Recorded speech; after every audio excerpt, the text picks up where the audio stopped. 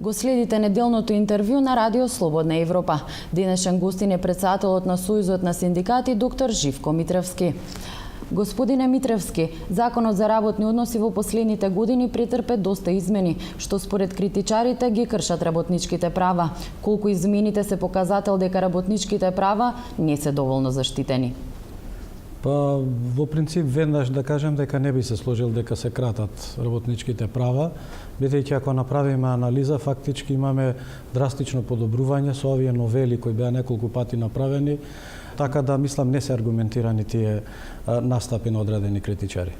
Колку дека работничките права не се почитуваат, се доказ бројките дека во минатата година, за разлика од 2012-та, има зголемување на поплаките за кршење на работничките права.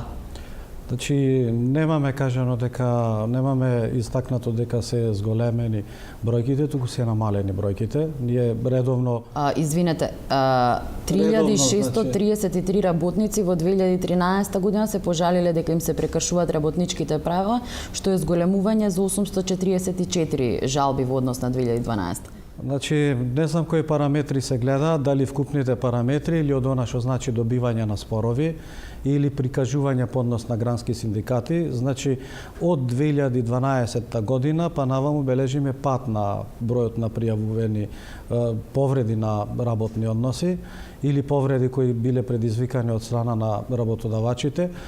А од друга страна, па ако иземите параметрите дека имаме драстично подобрување и на добивање на работните спорови, во тој случај јасна е позицијата дека голем дел од дилеми и прашања кои претходно биле предмет на спор, сега ги решаваме со оглед на тоа што направивме дел од измените во Законот за работни односи и тоа е јасен показател дека сме на добар пат да ги унапредуваме работничките права. Тогаш, зошто ве обвинуваат дека ги штитите интересите на власта, а не на работниците, ако веќе се бележат вакви успеси? Па не знам, мислам, различни се позициите на тие критичари, секојаш ќе има и критичари, но би било добро да се аргументирани критики. Не знам како бил некој обвинуван за некоја узурпација на работнички право, кога првпат после 20 години добиваме закон за минимална плата, каде што над 65.000 работници добиваат драстично подобрување на социјално-економската положба. Ако првпат после осамостојувањето добиваме закон за европски работнички совети, ако првпат по осамостојувањето добиваме закон за забрана за психичко вознемирување, односно мобинг, ако не дозволивме како синдикат да имаме масовно отпуштање, ако не дозволивме да имаме намалување на плати, напротив, имаме зголемување на плати, и оваа година, каде што минималната плата ќе биде зголемена за 9,6% или некаде идната година ќе биде исто така за 8,2%. Ако не дозволивме задолжително зголемување на пензиската граница, мислам тие во секој случај таквите аналитичари се критички и треба самите себе си да бидат критични. Воведувањето на минималната плата рековте дека е историски успех. Колку е успех тоа што Македонија последна во регионот ја воведе минималната плата, која воедно е и најниска? Историски успех е самиот факт бидејќи не беше донесен закон. Значи тоа е основата од каде што поаѓаме. Историски успех е што во старт платата беше зголемена скоро за 100%. Значи пред донесувањето на законот за минимална плата, просечната плата беше исплаќана од 4.500 до 5.500 денари.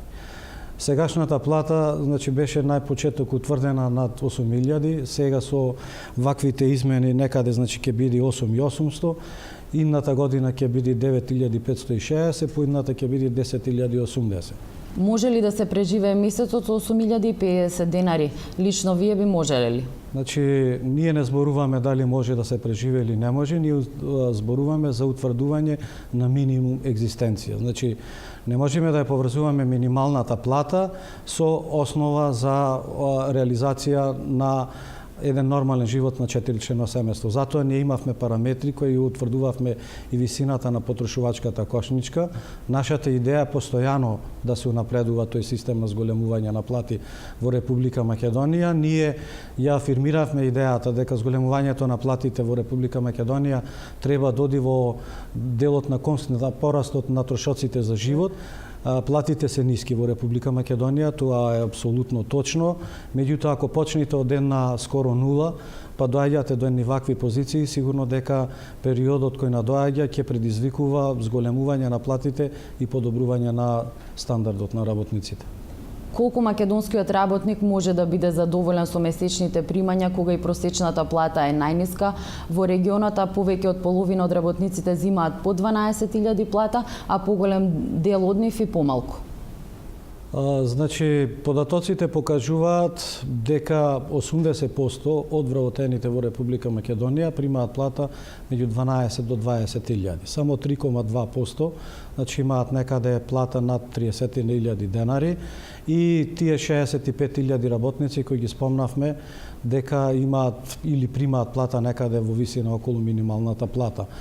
Тоа значи е поттик за нас како синдикати. Синдикатите никогаш нема да бидат и не смеат да бидат задоволни со висините на платите, туку напротив постојано се трудат да го зголемуваат. Значи оваа агенда која ви ја кажав наназад, во овие неколку години, барем од кога дојдено е ова раководство, покажува еден тренд на постојано зголемување на плати. Измени има и во Законот за безбедност при работа. За прв пат синдикатот ќе се вклучи во неговото спроведување, но закон имаше до сега, а според Македонското Сдружение за заштита при работа секоја недела по еден работник гине на работното место. Добро, мислам, може да се види колку недели се поминати и дали толку работници имале загинати. Значи во месец има 4 недели, па сметајте денес кој месец дали има толку загинати. Значи не е таква бројката колку што се прикажува дека е. Но тоа не значи дека ние не треба да работиме на подобрување на состојбата за безбедност и здравје при работа. Тоа беше и причина што покрај тие неколку историски чекори кои ги направи синдикатот во Република Македонија, направивме уште еден чекор, а тоа е измени на Законот за безбедност и здравје при работа. Ние утврдивме дека имаме сериозни проблеми во безбедност и здравје при работа и од тие причини побаравме уште за време на нашата првомајска кампања да дојдат до измени на Законот за безбедност и здравје при работа.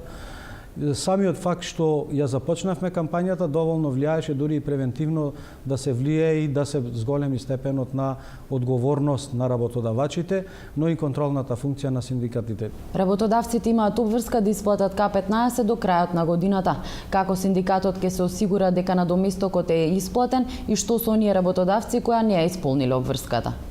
Нашата оценка, крупна анализа која беше направена, зборува дека негде околу 40 до 45% веќе имаме исплатено К15, останува таа бројка од околу половина дополнително која треба да се исплати до крајот на годината за сите оние работодавачи, за сите оние работници каде што не е исплатен. Сојузот на синдикатите на Македонија значи ги понуди услугите бесплатно да поведува судски спорови, да покренува тужби за сите оние неисплатени, а за секаде онаму дополнително каде што ќе утврдиме дека работодавачите вршат злоупотреба, во таков случај ќе поднесуваме и кривични пријави. Исто така имаме направено и договор со Министерството за труд и социјална политика, таа ажурност во делот на инспектирањето околу спроведување на ова право да биде позасилена, така да очекувам дека во текот на овој период до крајот на годината да биде реализирано ова работничко право. Господин Митревски, дали сте набавиле нови службени возила? Не знам, мислам дека ова депласирано прашање често пати се провејуваше низ јавноста.